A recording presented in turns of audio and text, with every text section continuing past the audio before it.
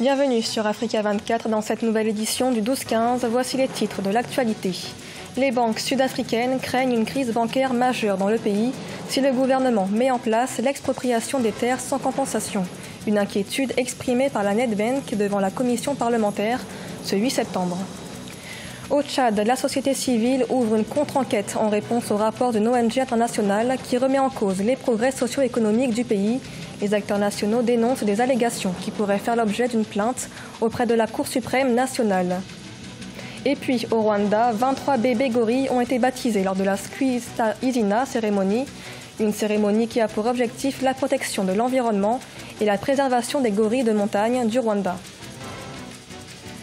Mais d'abord, au Bénin, le vote au Parlement qui devait donner l'autorisation de poursuivre 5 ex-ministres de l'ancien président Boni Yayi a été reporté. Parmi eux, Komi Kouché, en charge des Finances, Simplice Kodjo de l'Intérieur et Valentin Djenontin, ancien ministre de la Justice. Un report qui a pour motif l'apport au dossier de nouveaux éléments par un collectif d'avocats d'un des ministres concernés. Initialement prévu ce lundi 10 septembre, le vote a été reporté à une prochaine session plénière. L'expropriation des terres sans compensation pourrait engendrer une crise bancaire majeure en Afrique du Sud. C'est ce qu'a affirmé une banque sud-africaine, la Nedbank, ce 8 septembre, devant la commission parlementaire. Une réforme agraire qui inquiète les banques commerciales du pays, qui détiennent une importante part de la dette agricole. Les précisions dans ce sujet de la rédaction. L'expropriation des terres sans compensation continue de faire débat en Afrique du Sud. Selon l'une des 4 plus importantes banques du pays, la Nedbank, l'Afrique du Sud risque une crise bancaire majeure si le gouvernement procède à cette réforme constitutionnelle. Une réforme agraire promise le 31 juillet 2018 par le président Cyril Ramaphosa afin de redistribuer les terres agricoles au profit de la population noire défavorisée. Je peux vous assurer que les incertitudes entourant le résultat de cette révision constitutionnelle a déjà un impact négatif sur la confiance des investisseurs. La politique d'expropriation des terres sans compensation, une préoccupation pour les banques commerciales du pays, puisque celles-ci détenaient 60% des prêts accordés au secteur agricole à la fin 2016, un taux qui pourrait être déprécié dans les comptes des banques. Les enjeux pour les banques commerciales du pays, c'est de ne pas retrouver les créances, l'argent qu'elles ont prêté aux cultivateurs blancs, qui aujourd'hui occupent les terrains et qui pourraient demain être expropriés. Ils ont quand même traité pour près de 2,8 milliards de dollars de prêts. Et du jour au lendemain, la banque peut se retrouver en défaut de paiement. Et au-delà de cela, il y a un problème aussi avec des investisseurs, parce qu'ils ont des inquiétudes sur la capacité des futurs propriétaires à pouvoir exploiter correctement ces terrains-là. Et donc, ils risquent de manquer de l'argent pour financer l'agriculture sud-africaine. Certains observateurs craignent que la réforme constitutionnelle qui autoriserait l'expropriation sans compensation de certaines terres agricoles n'aboutisse à la situation qu'a connue le Zimbabwe avec sa réforme foncière dans les années 2000. Une réforme qui avait engendré un effondrement de la production agricole du pays, auparavant florissante. Dans l'actualité également, la dépouille de Kofi Annan, ancien secrétaire général des Nations Unies, décédé le 18 août, est exposée depuis ce lundi 10 septembre au centre de conférence d'Accra, au Ghana. Un hommage public lui sera rendu avant ses obsèques nationales qui auront lieu ce jeudi 13 septembre dans la capitale ghanéenne. De nombreuses personnalités y sont attendues. Africa 24 vous fera vivre ses obsèques en direct d'Accra à partir de 8h30 GMT.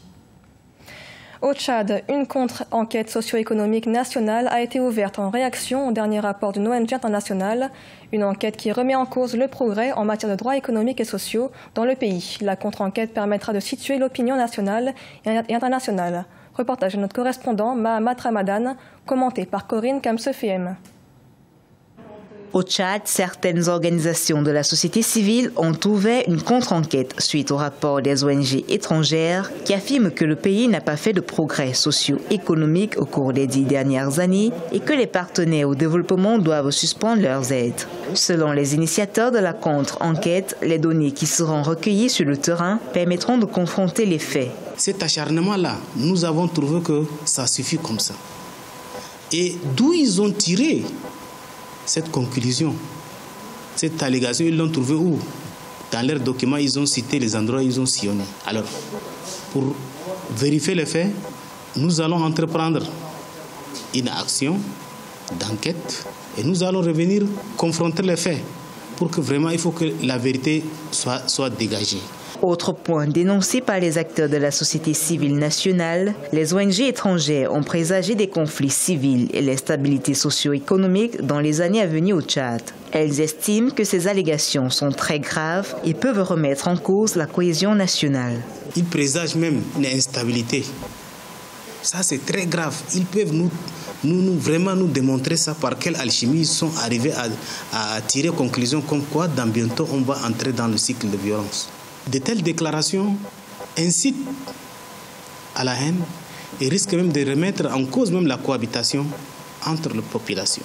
D'après la société civile tchadienne, si ces allégations s'avèrent infondées sur le terrain, une plainte sera déposée contre ces ONG auprès de la Cour suprême au niveau national et auprès de la Cour africaine des droits de l'homme et des peuples.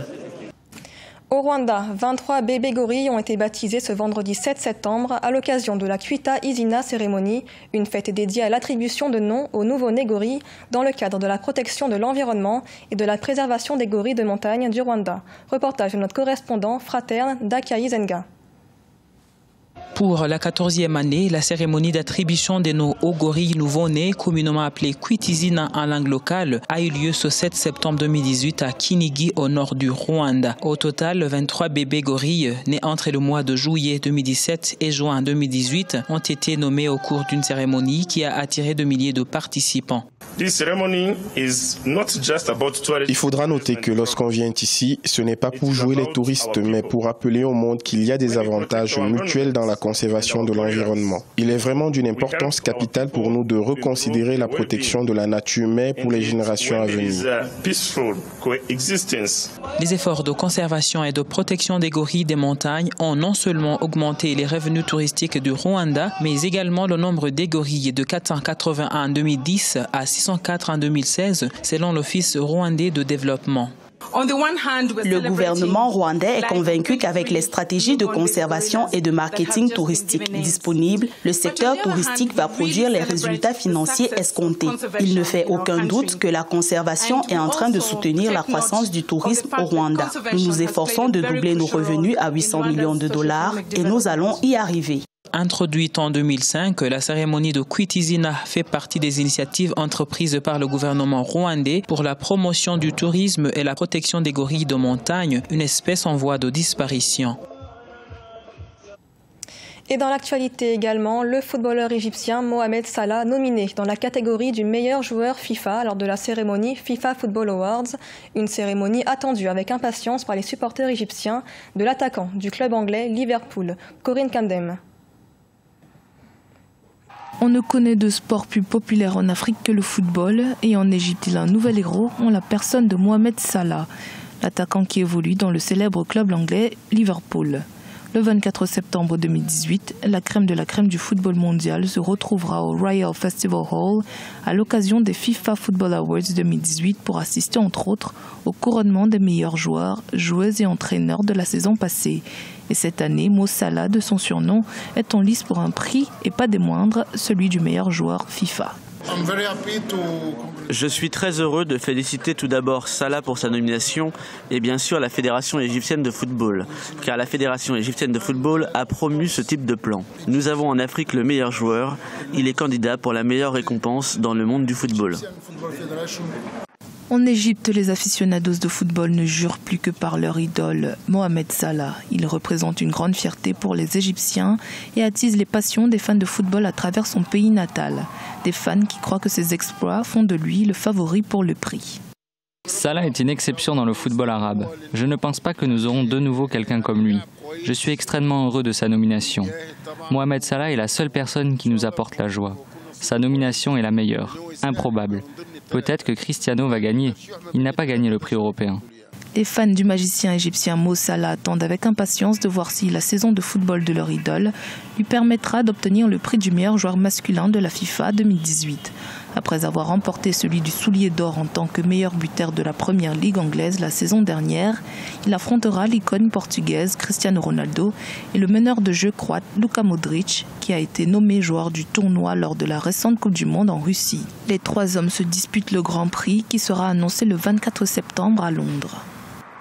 Ce journal a été réalisé par l'ensemble de la rédaction. Merci de l'avoir suivi. Dans un instant, retrouvez une nouvelle édition de l'information sur Africa 24.